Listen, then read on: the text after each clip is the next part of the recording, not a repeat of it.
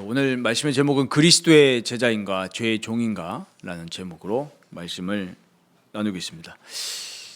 우리 조화, 가짜꽃, 그리고 생화, 진짜 꽃, 이 조화 생화의 차이는 생명입니다.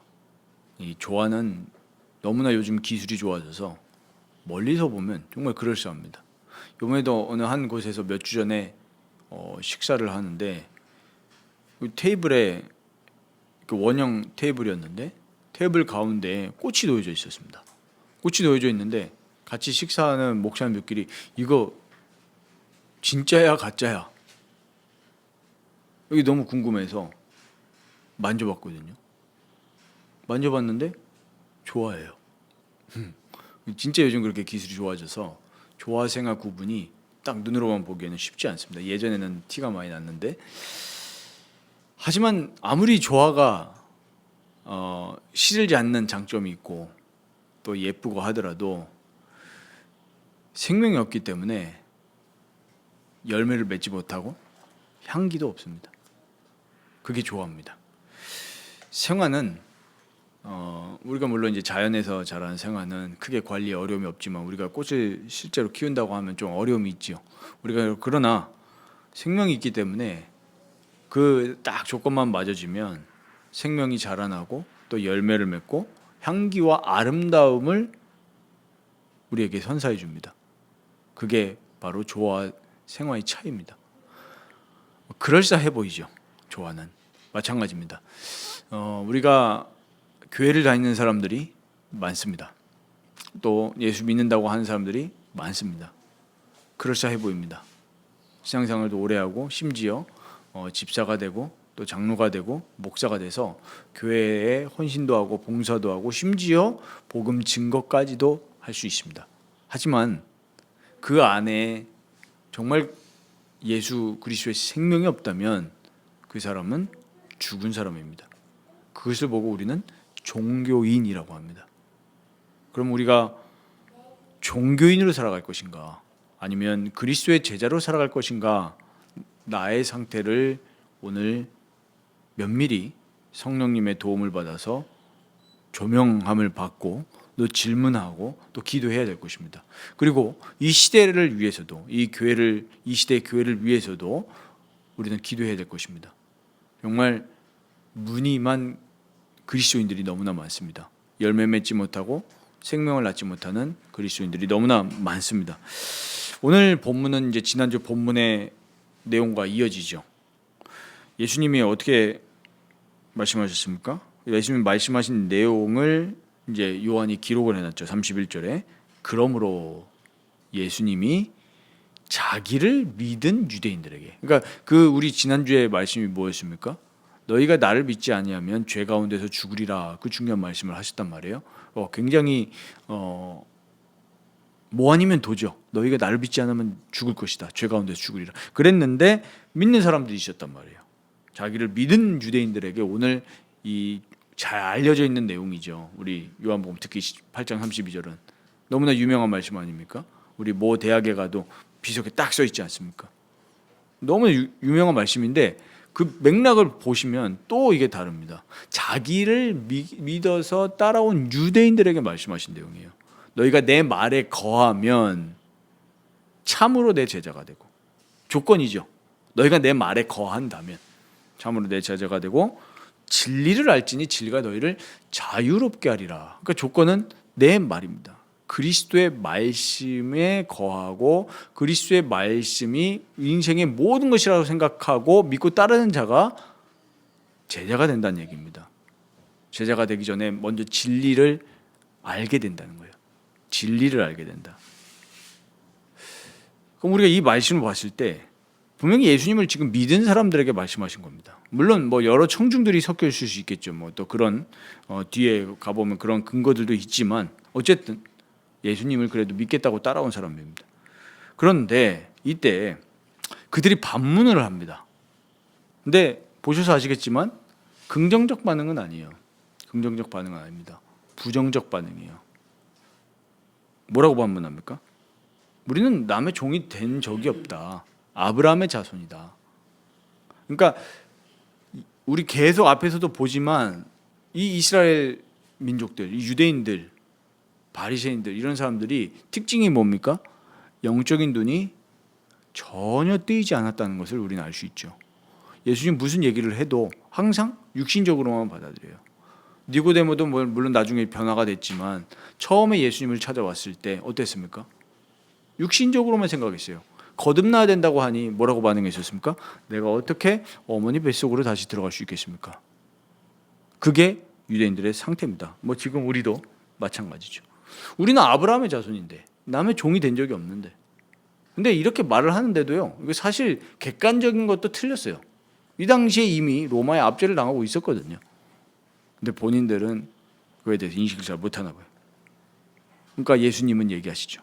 34절에 예수님은 죄를 범하는 자마다 죄의 종이라 이렇게 말씀하십니다. 예수님은 육신적인 혈통을 지금 이야기하시는 것이 아니라 영적인 것, 즉 사람의 영에 대하여 지금 말씀하시는 겁니다. 근데 이들은 못 알아듣는 거예요. 지금 현대인들도 마찬가지입니다. 지금 교회도 마찬가지로 이렇게 오염되었습니다. 근거가 뭔지 아십니까? 영에 대하여는 전혀 인식이 없고 관심이 없고 죄에 대하여서 탄식함이 없습니다. 죄에 대해서 애통함이 없습니다. 어떻게 하면은 교회를 체계적으로 이끌까? 어떻게 하면 교회 시스템을 체계적으로 잘 만들어서 사람들을 오게 할까? 이 관심이 많습니다. 최근에 비교적 최근이죠. 어떤 책이 출간되었습니다. 그 타이틀의 제목이 뭐였습니까? 무슨 교회가 온다, 이런 제목이었습니다. 근데 거기에 핵심은 전 보지는 않았습니다. 딱 봐도 알겠어요. 그리고 이제 인터넷에서 오고 가는 그런 담론들을 보면 대충 파악이 되지 않습니까? 별로 그런데 돈 쓰기 싫으니까요. 그런 게 무엇입니까? 예수 그리스도의 생명과 성령의 역사와 그 성령께서 죄를 깨닫게 해주셔서 사람들로 하여금 비본질이 아니라 진짜 우리의 본질이시고 생명이신 예수님을 보게 하는 그 영적인 거는 없는 거예요. 영적인 거 얘기할 수 있겠죠. 조화처럼 영적인 거 얘기할 수 있어요. 티낼 수 있다니까요. 그러나 생명이 없습니다. 진짜 그 근거가 무엇입니까? 주일에 썬데이 크리스천으로 올 수 있어요. 그러나 평상시에 내 삶 속에서 죄에 대한 애통함과 하나님에 대한 경외심이 없다라는 거예요. 그런 사람들이 교회 안에 많이 와 있으면 뭐 하겠습니까? 그런 사람들을 관리하는 그냥 공무원 같은 목사가 되면 뭘 하겠습니까? 거듭난 자도 없고 회심한 자도 없고 그리스도의 제자로 살아가기를 결단한 사람이 없는데 과연 그들을 물론 회심은 하나님의 영역이지만 그들을 회심시키는 정말로 죄에 대한 설교와 회개로 초청, 복음으로 초청이 없는 설교라면 비참한 거죠. 예수님 앞에 갔을 때 뭐라고 대답하겠습니까? 그러니까 지금 트렌드가 그렇다는 거예요. 어떻게 하면 사람들 많이 끌어모을까? 진짜 죄에 대한 애통함과 영에 대한 관심은 전혀 없는 겁니다. 없다는 증거가 명명백백히 삶에서 나오지 않습니까? 그래서 우리는 여기서 예수님 말씀하신 것처럼 죄를 범하는 자마다 죄의 종이라, 이 말씀에서 우리는 무엇을 봐야겠습니까? 죄의 비참함을 알아야 됩니다. 예수님 왜 그렇게 죄에 대해서 이야기하셨습니까? 근데 왜 교회에서 죄를 선포를 하지 않습니까? 예수님이 그렇게 죄를 얘기하시고 회개하고 복음을 믿으라 하셨는데 왜 지금 이 한국 교회에는 회개가 없습니까? 죄는 어떻습니까? 정말로 강력한 힘을 갖고 있습니다. 눈에 보이지 않습니다. 이게 영적인 겁니다. 눈에 보이지 않지만 이 죄는 모든 사람들에게 다 탑재가 돼서 태어나요. 인간 자체가 죄인입니다. 죄인이에요. 모든 사람은 죄인이라고 하지 않습니까? 로마서에서. 그래서 이 죄는 끝끝내 우리에게 사망의 열매를 맺게 합니다. 야고보서 1장 15절에 뭐라고 합니까? 욕심이 잉태한 즉 죄를 낳고 죄가 장성한 즉 사망을 낳느니라. 무슨 것입니까? 창세기 3장에 아담이 범죄할 때도 욕심입니다. 내가 하나님처럼 될 것 같다. 전능하신 하나님처럼 내가 될 것 같다. 말도 안 되는 이야기인데 그 유혹에 넘어가 버린 거예요. 욕심입니다. 욕심이 잉태한즉 죄를 낳는다. 그 죄는 우리에게 사망을 가지고 옵니다. 결국에 하나님의 얼굴을 보지 못하게 만들고 하나님과 교제하지 못하도록 만드는 것이 바로 이 죄입니다. 근데 이 죄에 대해서 사람들 관심이 없죠. 왜? 하나님에 대해서 관심이 없는 죄인이기 때문에 이 죄가 나와 하나님을 단절시킨다는 것을 모르는 것입니다. 비참한 거죠. 이 유대인들과 바리새인들의 상태는 어떻습니까? 자신이 죄인이라는 것을 몰라요. 모릅니다. 구약의 모세 오경이 너희에게 뭘 말하는 것인지를 못 깨닫고 있는 거예요. 왜 모세 오경에 이스라엘의 백성에 그렇게 비극의 역사를 기록을 해냈겠습니까? 왜 그랬습니까? 너네가 죄인이다라는 거예요. 그런데 이 사람들은 그냥 우리가 아브라함의 혈통이다. 뭐 어쨌다는 겁니까? 마치 그렇지 않습니까? 저 교회 오래 다녔습니다. 지금 예수님이 자기를 믿은 유대인들에게 말씀하신 거 아닙니까? 근데 그 쉽게 말하면 우리로 따졌을 때 교회 오래 다닌 사람이 와가지고 예수님이 야 죄를 범하는 자마다 죄의 종이라 나를 믿으면 너희가 자유롭게 될 것이다 했을 때 우리 괜찮은데요? 저 교회 오래 다녔습니다. 우리 아버지 목사예요. 우리 아버지 장로입니다. 우리 3대 4대 예수 믿었습니다. 그렇게 말하는 거랑 별 다를 게 없다는 거예요. 지금 죄를 모르고 겸손하지 못한 유대인들이었습니다. 지금 사람들도 보십시오. 진정으로 하나님을 찾는다고 생각하십니까? 또 나에게도 질문해 보십시오. 내가 진정으로 하나님을 찾고 있는가? 하나님을 갈망하고 있는가? 예수님 분명히 말씀하시지 않습니까? 먼저 그의 나라와 그의 의를 구하라. 그리하면 이 모든 것들을 너희에게 더하여 하시리라 분명히 약속하셨는데 우리는 뭘 구합니까? 하나님을 구하지 않습니다. 하나님의 임재를 구하지 않습니다. 하나님과 더 친하고 하나님을 더 사랑하도록 우리가 갈망하지 않는다고요. 그러면서 교회를 얘기하고 그러면서 복음을 얘기하고 심지어 영광스러운 복음의 전도까지 얘기를 합니다. 하나님을 구하지 않으면서요.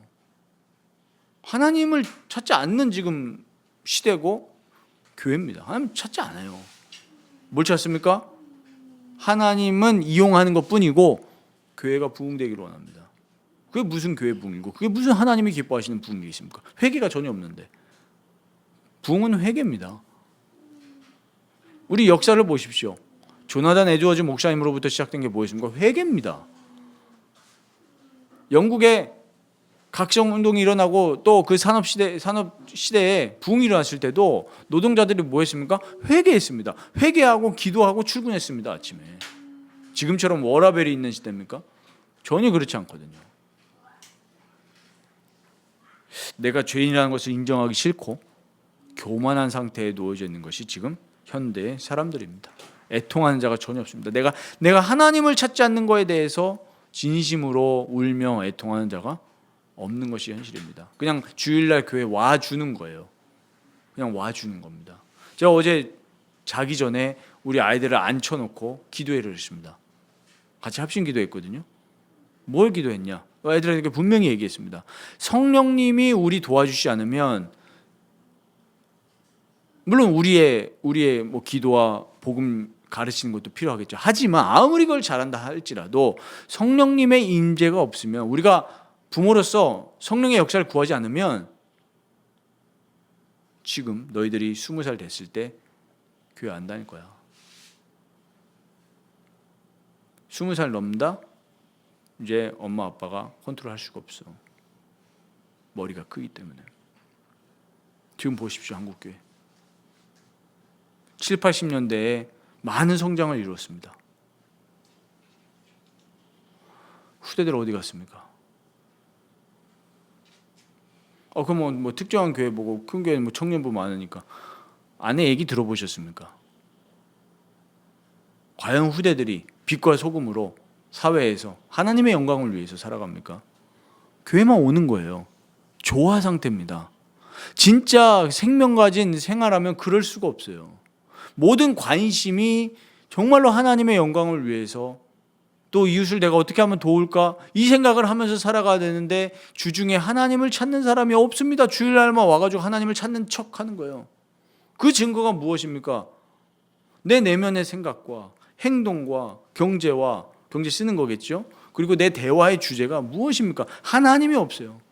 하나님. 그래서 저는 지난주에도 회개하면서 어제 밤에 토요일날 앉아서 아내와 영적인 대화를 하면서 이야기를 했습니다. 우리가 이 영적인 대화를 계속해야 된다. 집에서 이 영적인 대화할 때 기쁘고 행복하고 이 세상의 기쁨을 뛰어넘는 진짜 그 초월적인 기쁨이 있거든요. 근데 그런 기쁨들이 이제 교회 안에서도 사라졌습니다. 교회 안에서도 무슨 교제합니까? 영적인 대화하지 않아요. 영적인 대화라고 착각하는 것뿐이죠.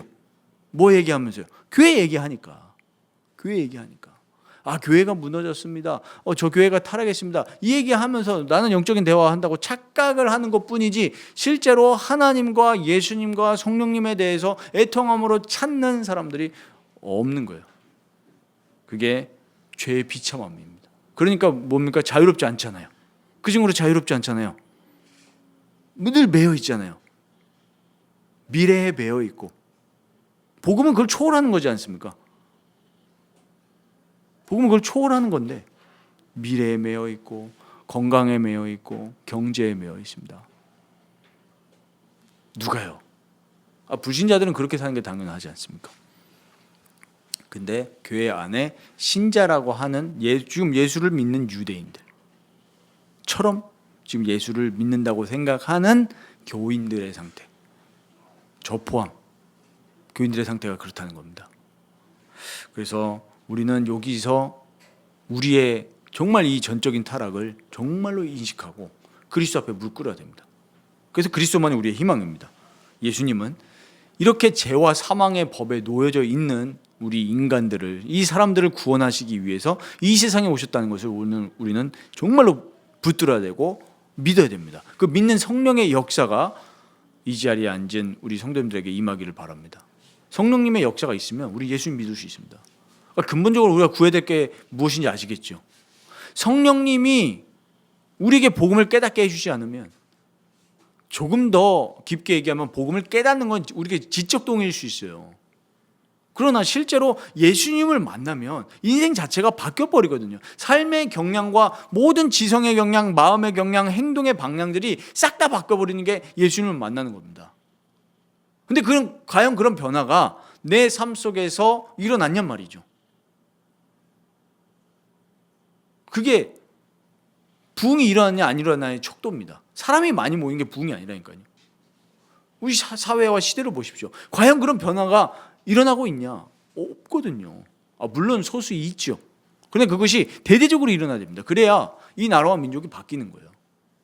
이 나라와 민족 보십시오. 지금 얼마나 타락했습니까? 이번 주 뉴스 보시지 않습니까? 다 보시죠. 저만 보는 거 아니에요. 아니 범죄를 했는데 어땠습니까? 묻잖아요. 왜요? 자기 아들이라는 이유 하나만으로 끔찍한 범죄를 저질렀는데 경찰서에서 묻으려고 하잖아요. 그게 뭡니까? 왜 그렇습니까? 그게 쉽게 말하면 영적인 문제입니다. 뭐가 영적인 문제예요? 죄 문제지 않습니까? 마귀가 활동하는 건 뭐예요? 인간이 죄의 종로로 타도록 유혹하고 이끄는 것뿐이지 인간이 짓는 거지 않습니까? 죄를. 멕시코 이런 데 보십시오. 이런 데 얼마나 심각합니까? 거기는 아무리 정부이사라도 옳은 얘기하면요, 그날 밤에 어떻게 됩니까? 매장당해요. 완전히 카르텔입니다. 그런데 중남미 이런데 저는 가보진 않았지만 한때 관심이 있었던 그런 대륙과 나라로서 보통 아닙니다. 그런데 최근에 들리는 얘기로는 그런데 변화가 일어나요. 왜 변화가 일어납니까? 복음이 증거되니까 변화가 일어난다는 소식을 기독교인한테 들은 게 아니에요. 기독교인한테 들은 게 아니고 불신자예요. 불신자 연구자인데 꽤 유명한 사람인데 글을 올렸더라고요. 뭐라고 올렸냐? 최근에 남미에서 카톨릭 이 숫자가 줄어들면서 개신교인이 일어난다. 그 사람들 워딩은 그렇죠. 안 믿는 사람들이니까. 근데 우리가 봤을 때 뭡니까? 복음이 증거되면 사람들이 죄를 회개하게 되어 있습니다. 우리가 하나님을 믿지 않아서 이렇게 타락하고 부도덕하게 살아갈 수밖에 없었구나, 이런 애통함이 먼저 들기 때문에 아무리 마약범이라고 할지라도, 아무리 마약을 옹호하는 저 중남미의 카르텔이라고 할지라도 예수님이 진짜 역사하시면, 성령님이 만나시면, 이 사람에게 생명이 들어가면 마음의 경련이 달라진다니까요. 내가 정말 처참한 죄인으로 살았구나, 바로 마약을 끊습니다. 요즘 얼마나 처참한 줄 아십니까? 전 말세의 징조라고 보여요. 그게 그 마케팅 용도다 싶을 수 있잖아요. 적재활용이 타협해서 교회에다가 흡연실을 만들어놨다고 합니다. 왜 그렇습니까? 근데 그것도 좋아하는 분들이 있어요. 그래. 교인들을 위해서 만들어 놓은 게 아니라, 말의 변은 안 다니는 남편들 있지 않습니까? 픽업하러 왔다가 이 입이 근질근질 거리지 않습니까? 그러니까 여기 와서 피셔라 이거예요. 이거 와서 피셔라. 그러다가 거기에 이제 또 뭘 해놨냐면은 또 설교가 들려와요. 일부러. 이거 완전히 뭡니까? 굉장히 고도화된 전략이죠. 우리 대형 마트 가면은 이 동선도 어떻게 해놨습니까? 다 나름대로 전략이 있지 않습니까? 왜 마트나 편의점에서 마지막에 나올 때 그런 거 있잖아요. 그냥 별 생각 없었는데 사게 만드는 그런 전략처럼 교회도 그렇게 전략을 해버렸다는 거예요. 교회는 그런 곳이 아닙니다. 정말로 성령님의 임재를 우리가 기도해야 되는 사람들인 거지, 성령님이 강하게 역사하시면 죄인도 회개하는 겁니다. 예수님 우편의 강도 보십시오. 평생을 그렇게 강도로 살고 범죄자로 살았는데 하나님이 은혜 베푸시고 역사하시니까 마지막 죽기 전에 믿지 않습니까? 그런 역사가 있냐는 겁니다, 지금. 그래서 우리는 죄를 회개하고 기도해야 되는 겁니다. 저는 진짜 회개했습니다. 내 힘으로 내가 목회하려고 했구나. 성령을 구해서, 교회는 누가 주인이십니까? 그리스도가 주인이십니다. 하나님이 주인이세요. 교회를 움직이신 분은 성령님입니다. 절대로 목사, 장로가 아닙니다. 교회는 민주주의가 아닙니다. 그럼 말도 안 되는 소리를 하는 사람들이 있는데요, 교회 주인은 하나님, 삼위 하나님이십니다. 하나님이 불러 모으셔야 돼요. 우리 교회 이 주보에다 써놨지 않습니까? 하나님이 불러 모으시는 것입니다. 하나님이 불러 모으셔야 되고 하나님이 바꾸셔야 되는 거예요. 어떻게 해요? 그 방법이 뭡니까? 그리스도의 보혈의 능력, 눈에 안 보이는 보혈의 능력입니다. 그래서 예수님은 내 말에 거하면 참으로 내 제자가 되고 진리를 알지니 진리가 너희를 자유롭게 하리라. 내 말에 거하면 조건이죠. 어떻게 된다는 겁니까? 첫 번째로 그리스도의 제자가 된다. 두 번째는 진리를 알게 된다. 세 번째는 진리를 말미암아 자유롭게 된다. 여기서 거하다라고 했을 때는 단번 일시적인 게 아닙니다. 지속적으로 거하는 제자의 삶입니다. 지속적으로 하나님의 말씀 안에 거하는 삶입니다. 그러니까 우리가 끝까지 인내로 이 그리스도의 말씀 안에 거해야 돼요. 왜 그랬습니까? 우리가 살아가면, 그리스도를 따라갈 때 많은 위기와 시련들, 유혹들이 우리에게 계속 다가오기 때문입니다. 이 유대인들 보십시오. 막상 예수를 믿었다고 생각했는데 예수님이 지금 자존심 상하는 말들을 하거든요. 너희 죄의 종이라. 죄를 범한 자마다 죄의 종이라. 이랬을 때 얼마나 많은 사람들이 찔렸겠습니까? 왜 죄 짓잖아요. 이랬을 때 나중에 보십시오. 이 지금 맥락에서 우리가 잘 알고 있는 요한복음 8장 44절 말씀이 요 맥락에서 나오는 거예요. 그러니까 실제로 죄를 사랑하면 뭐라는 거예요? 너 나랑 상관없다라는 거예요. 너의 아비 곧 마귀다. 이 얘기하는 것입니다. 아까 제가 서론에 말씀드렸던 좋아해요, 좋아. 그럴싸하게 교회 다니는 티 낼 수 있고 예수 믿는 티 낼 수 있지만 실제로는 죄를 사랑한다는 겁니다. 그럼 우리가 어떻게 해야 되겠습니까? 그래서 우리는 그리스도밖에 붙들 것이 없습니다. 이 죄 때문에 그리스도께서 고난당하셨다는 사실을 진짜 바라보시기 바랍니다. 이 내 죄의 처참함을 느끼지 못하면 그리스도를 진짜 온전히 바라볼 수 없어요. 그리스도 그냥 액세서리지, 그의 나라와 그의 의를 구하라, 이거는 그냥 나의 조건일 뿐이지 뒤에 걸 갖기 위한, 진짜로 그의 나라와 그의 의를 구할 수 없다니까요. 죄를 보지 못하면. 아니 그리스도의 통치를 어떻게 바랍니까? 내 죄가 별로 크게 안 보이는데, 내 죄가 정말로 크게 산더미처럼 보여야 그리스도께서 통치하지 않으시면, 그리스도께서 왕으로 나에게 임하지 않으시면 나에겐 희망이 없구나, 이런 결론에 이르러서 기도하게 되는 겁니다. 그때 기도가 시작이 되는 거예요. 기도하지 않는 이유 왜 그런지 아십니까? 아직도 절망을 못 느꼈기 때문에 그래요. 왜 무릎을 못 꿇습니까? 진짜 절망을 못 느꼈기 때문에요. 무슨 절망이요? 죄에 대한 절망. 아, 정말로 내가 하나님을 끔찍히도 사랑하지 않고 의지하지 않는구나. 아침에 기도하십니까? 자녀 자기 전에 기도하십니까? 그 기도는 초점이 무엇입니까? 우린 그걸 점검해 봐야 돼요. 예수님께서 우리를 위해서 죽으시고 부활하심으로써 우리 모든 죄를 대속해 주셨다는 사실을 늘 바라보시기 바랍니다. 그때 우리에게 진짜 희망이 찾아오고 그냥 단순히 지식적인 희망이 아니라 내가 실제로 내 영이 변화되는 역사가 일어나게 됩니다. 우린 그걸 갈망해야 됩니다. 거기서 그치는 것이 아니라 이 죄로 인한 사망 권세까지 이기셨고 우리에게 죄를 짓도록 유혹하는 마귀의 일도 멸하셨습니다. 마가복음 10장 45절에 뭐라고 말씀하십니까? 인자가 온 것은 섬김을 받으려 함이 아니라 도리어 섬기려 하고 자기 목숨을 많은 사람들의 대속물로 주려 함이니라. 우리 그 예수 보혈이 그래서 너무나 중요한 겁니다. 내 죄가 이렇게 너무나도 크기 때문에 예수님이 피 흘려 죽으시면 안 될 만큼 우리의 죄악은 그렇게 끔찍한 죄였구나. 우리의 죄가 하나님과 우리의 사이를 가로막았구나. 이 사실이 성령님의 역사로 우리에게 깨달아질 때 이 구절이, 이 말씀이 그냥 텍스트가 아니라 우리에게 감동으로 끝나지 않아요. 변화로 일어나요. 감동만 받고 끝나면 그거는 감정이지 성령의 열매가 아닙니다. 조나단 에드워즈 목사님이 그런 얘기를 많이 하시지 않습니까? 신앙 감정론에서. 감동받는다고 끝이 아니에요. 그냥 우리는 진짜 성령의 역사를 구해야 됩니다. 어느 보니까요. 물론 우리가 이런 겉에 보이는 요소가 중요하지 않다는 얘기가 아닙니다. 그러나 그것보다 우리의 무게 중심이 예수님과 성령님께 놓여 있어야 돼요. 뭐 성찬식 때 보니까 뭐 막 진짜 엄청나게 대형 스크린 해가지고 사운드 해가지고 진짜 막 카타콤 들어온 것 같아요 보니까. 그런 식으로 감동 주는 거예요. 저 같아도 거기 있으면 울겠어요. 감동 안 해. 우리 영화 봐도 울잖아요. 왜? 사운드랑 시각적인 청각적인 효과가 있으니까. 그거는 변화가 아니라니까요. 예를 들면 우리가 예를 들면 전도하는데 따라가서 저 사람이 예수 믿고 영접했구나. 감동 받죠.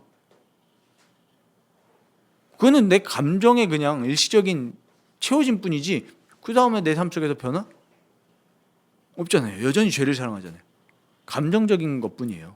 진짜 변화는 그리스도의 보혈과 성령의 능력이 나에게 올 때 진짜 변화가 일어납니다. 죄에 대해서 땅을 쳐야 돼요. 정말 내가 땅을 치면서 정말 내 배가죽이 등에 붙을 만큼 그 애통함의 역사가 일어나야 된다는 얘기입니다. 근데 이거 내가 감정으로 할 수 있는 얘기입니까? 아니죠. 성령께서 찾아오셔야 됩니다. 요한일서 3장 8절에 죄를 짓는 자는 마귀에게 속하나니 마귀는 처음부터 범죄함이라. 하나님의 아들이 나타나신 것은 마귀의 일을 멸하라 하심이라. 우리에게 계속 죄 짓도록 유혹하는 마귀의 일을 예수님이 멸하신 줄 믿으시기 바랍니다. 이 믿음을 구하시기 바랍니다. 우리는 수도 없이 계속 죄를 짓도록 우리의 죄의 본성도 한몫하지만 마귀도 한몫합니다. 마귀도 눈에 안 보이게 우리가 계속 그리스도의 말씀에 거하지 못하도록 뭘 갖다 주겠어요? 세상 근심, 또 시기심, 질투심, 교회 안에서도 뭐하게 해요? 분열하게 만들고. 왜 마귀 역사지 않습니까? 그래서 우리는 예수님만 바라보고 예수님만 믿고 예수님으로 충만할 수 있도록 기도해야 되는 거예요. 그래서 예수님은 조건을 딱 얘기하신 겁니다. 너희가 내 말에 거할 때 그리스도의 제자가 되는 겁니다. 그리스도의 말씀이 없이는, 그 말씀의 능력이 아니고서는 우리는 절대로 죄에 대해서 자유로울 수 없다 얘기해요. 그리스도의 말씀에 거하면 진리를 알게 되고 진리가 우리를 죄로부터 자유롭게 만드는 겁니다. 얼마나 평안하겠습니까? 그게 천국이죠. 우리가 이 사실을 정말 지식이 아니라 경험하는, 체험하는 그런 그리스도인이 될 수 있도록 축원을 드립니다. 마지막으로 우리는 정말 그리스도의 제자로 살아가기를 그래서 힘쓰고 갈망해야 됩니다. 내가 열심히 하라는 것이 아닙니다. 그리스도 말씀 안에 거하면 자유롭게 되는 거기 때문에 우리는 그 그리스도의 말씀에 붙들려서 그 안에 살아갈 수 있도록 우리는 갈망하고 기도에 힘쓰라는 것입니다. 거하기만 하면 되는 거예요. 그러니까 거할 수 있도록 하나님 나에게 은혜 달라고. 또 우리도 그 하나님의 능력에 힘입어서 힘써야 되겠죠. 우리 예수님 하나님 말씀하신 것처럼 마음과 뜻과 힘을 다해서 하나님의 여호와를 사랑하라 하신 것처럼 우리는 그렇게 힘써야 됩니다. 우리가 결국에는 묵상 생활과 기도 생활에 힘써야 되는 것인데, 저는 여기서 한 가지 또 우리가 빠질 수 있는 함정을 말씀드리고 싶습니다.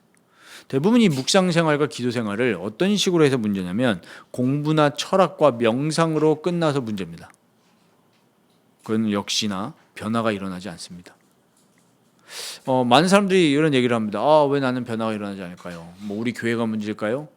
아닙니다. 시스템의 문제일까요? 아닙니다. 만약에 그게 문제였다면 하나님은 성경에 그걸 기록해 놓으셨을 겁니다. 그렇겠죠. 근데 그런 얘기가 하나도 없습니다. 성경에는. 사도행전 19장 잘 아실 겁니다. 많이 아시죠? 사도행전 19장. 우리가 사도행전 얼마나 많이 읽었습니까?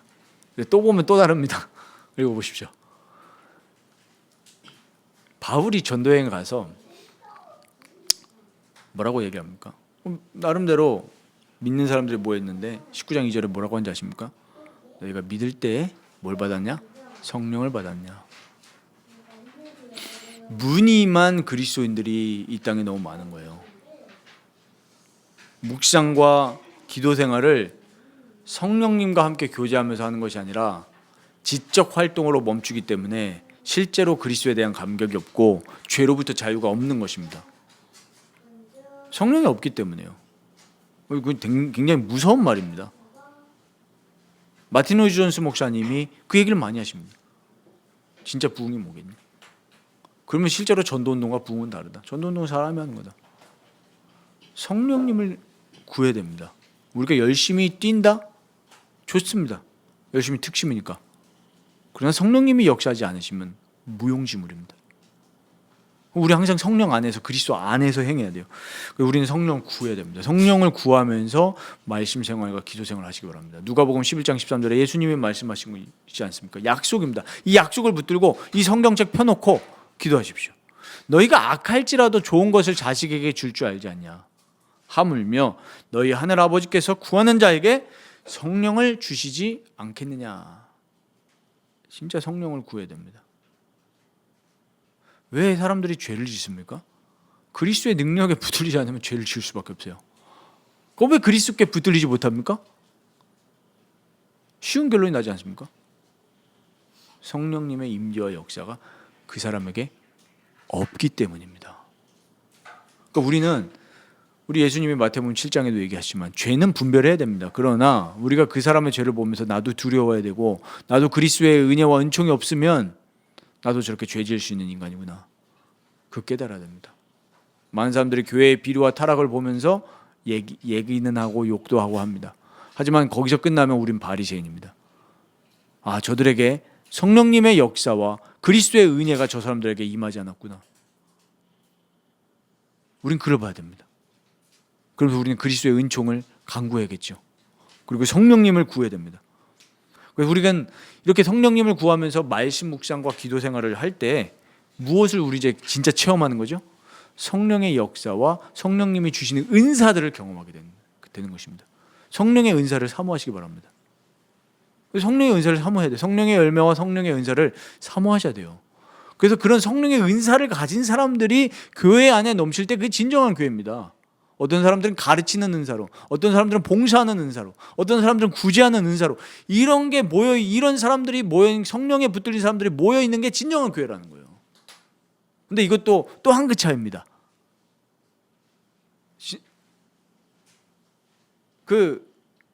인간의 의로 봉사하고 헌신하잖아요, 교회에서. 반드시 뭐가 나옵니까? 반드시 분쟁이 나옵니다.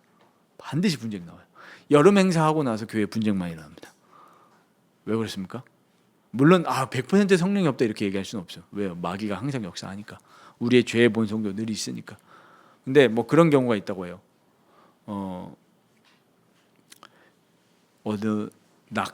저기 오지에 가서 농촌에 가서 아우니치를 하고 왔어요.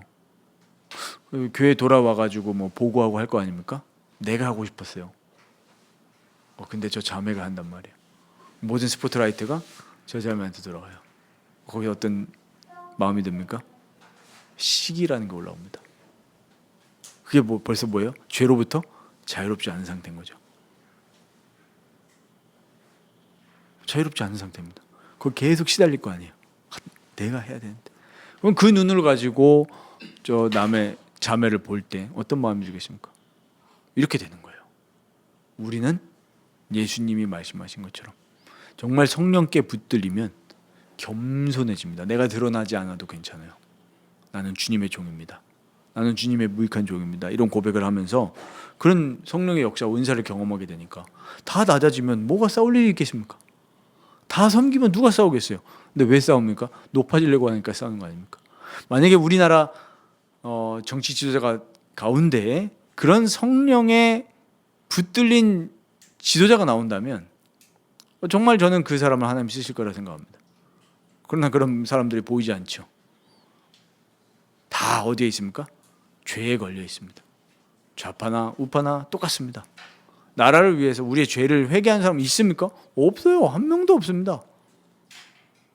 그래서 왜 그런 말 하지 않습니까? 뭐 국회의원이나 어떤 고위직까지는 사람의 노력으로 올라갈 수 있지만 대통령 누가 내린다고 합니까? 하늘이 내린다 이런 얘기 많이 하지 않습니까? 일반 사람들이 일반 원칙적으로. 근데 일리가 있는 말입니다. 하나님이 어떤 하나님의 역사를 이룰 때 하나님이 쓰시는 사람이 있습니다. 그러나 그런 사람을 우리가 우상화하면 안 되겠죠. 하나님이 쓰시는 거니까. 하나님 쓰신다면 따라가는 거죠. 근데 그건 그 사람을 따라가는 게 아니죠. 그냥 우리는 거기 같이 그리스도의 공동체로서 가는 것뿐입니다. 그래서 우리는 이 말씀을 기억해야 되겠습니다. 고린도후서 3장 17절에 보면 주는 영이시니 주의 영이 계신 곳에는 자유가 있느니라. 죄로부터의 자유입니다. 모든 이 세상의 속박으로부터의 자유입니다. 풍족하지 않을 수도 있어요. 그러나 자유예요. 바울은 이걸 뭐라고 얘기합니까? 자족함의 비밀. 왜요? 그리스도 안에 있기 때문에. 빌립보에서 얘기하는 거지 않습니까? 내가 그 주 안에 그리스도 안에 있기 때문에 내가 모든 것을 할 수 있다. 그리고 내가 모든 것을 배웠다. 비천에 처할 줄도 알고 풍족에 처할 줄도 안다. 풍족에 처할 줄 안다. 이게 무슨 말이겠습니까? 풍족한데 내가 이걸 허투루게 쓰지 않는다는 얘기 아니에요. 하나님의 영광을 위해서 쓴다는 얘기죠. 거기에 풍족해져서 교만해지지 않는다는 얘기겠죠. 이런 비밀을 성령을 받아서 그리스도와 연합함으로 누리시기를 주님의 이름으로 축원드립니다. 그래서 오늘 이 말씀을 꼭 기억하십시오. 로마서 8장 13절에 너희가 육신대로 살면 반드시 죽을 것이로되 영으로서 몸의 행실을 죽이면 살리니. 우리가 몸의 행실을 죽이는 거 다른 종교들도 많이 합니다. 불교도 수행하지 않습니까? 그러나 이 복음과의 차이는 뭡니까? 우리는 성령의 능력으로 몸의 행실을 죽이는 겁니다. 그 차이입니다. 우리가 일반 은총적인 영역에서 이 기독교적인 내용이 다른 종교에 있는 게 상당하게 있습니다. 그리고 예수를 믿지 않아도 공중 도덕이나 질서가 좋은 나라도 꽤 많습니다. 그러나 절대적인 차이는 뭐죠? 그리스도와 성령의 유무입니다. 성령으로 몸의 행실을 죽이면 우리가 삽니다. 그러니까 우리는 우리의 의지나 다짐이나 결단도 믿지 마십시오. 믿지 마십시오. 제가 예전에도 한번 말씀드렸지 않습니까? 막 저희 교회에 막 수십 명을 데리고 오시겠다고 말씀하시면서 하도 이제 목사님들한테 실망을 했으니 목사님은 그러지 않을 자신이 좀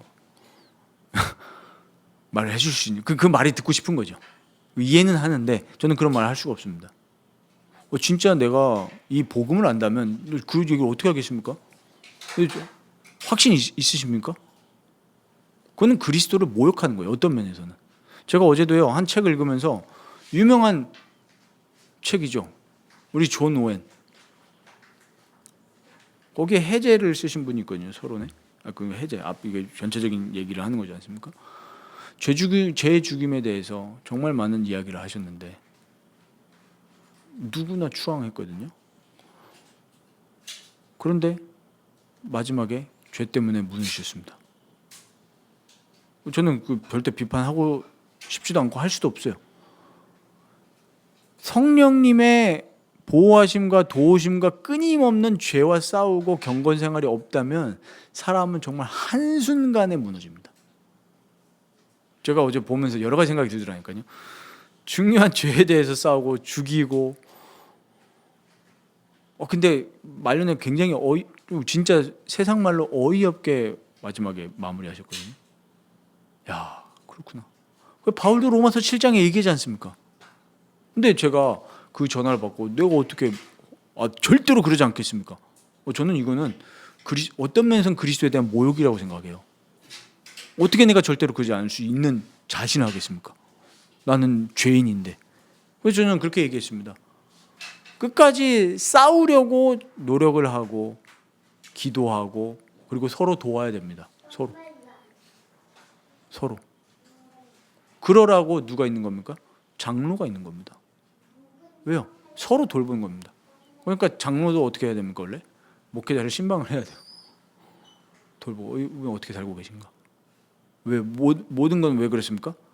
우리가 정말 그리스도 안에서 하나가 되고 그리스도로 통해서 죄를 이길 수 있도록 서로 권면하고 돌아보고 서로의 쓸 것을 공급하고 이렇게 가는 거예요. 그게 교회지. 우리 흔히 어떻게 알고 있습니까? 당회를 뭐라고 얘기해요? 견제다. 견제 아닙니다. 견제가 아니고 서로 돕는 거예요. 견제라는 단어가 들어가는 순간 그건 세속입니다. 세속합니다. 세속화예요. 반대로 생각해 보십시오. 그러면 그래 목회자를 견제했어요. 그러면 반대로 목회자의 권면을 들었을 때 순종합니까? 요즘 안 그렇잖아요. 권징 없잖아요. 이게 이상하게 돼버린 거예요. 그러니까 우리의 의심과 다짐 결단을 믿으면 안 돼요. 오직 그리스도만 믿어야 됩니다. 그게 진짜 믿는 겁니다.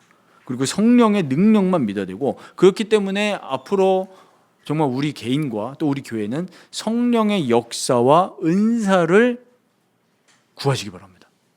성령님이 하시면 됩니다. 이런 믿음을 가지시기 바랍니다. 우리가 해야 될 것은 그리스도의 능력을 의지해서 그리스도의 말씀 안에 거하면서 죄를 싸우고 자유롭게 되리라 약속하셨으니까요. 그리스도의 말씀 안에 거하시기 바랍니다. 그게 바로 뭡니까? 그리스도께서 하신 말씀이 뭡니까? 내가 십자가에 지고 죽고 부활함으로써 너희를 자유롭게 할 것이다. 그러니까 모든 우리 그리스도의 말씀은 이 그리스도의 복음이에요. 복음 그 자체입니다.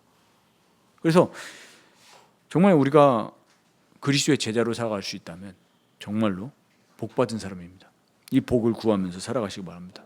아까 서론에 말씀드린 것처럼 우리가 그런 종교인이 아니라 조와 같은 종교인이 아니라 정말 성령을 받은 정말 그리스도와 늘 함께 거하고 교제하는 그런 그리스도의 제자로 살아갈 수 있도록 또 우리의 주변의 사람들이 정말 생명을 얻고 회개하고 복음을 믿는 그런 역사가 우리 라이프 교회 통해서 일어날 수 있도록 우리 이번 한 주간 기도하시고 또 영적인 생활에 힘쓰시기를 축원드립니다.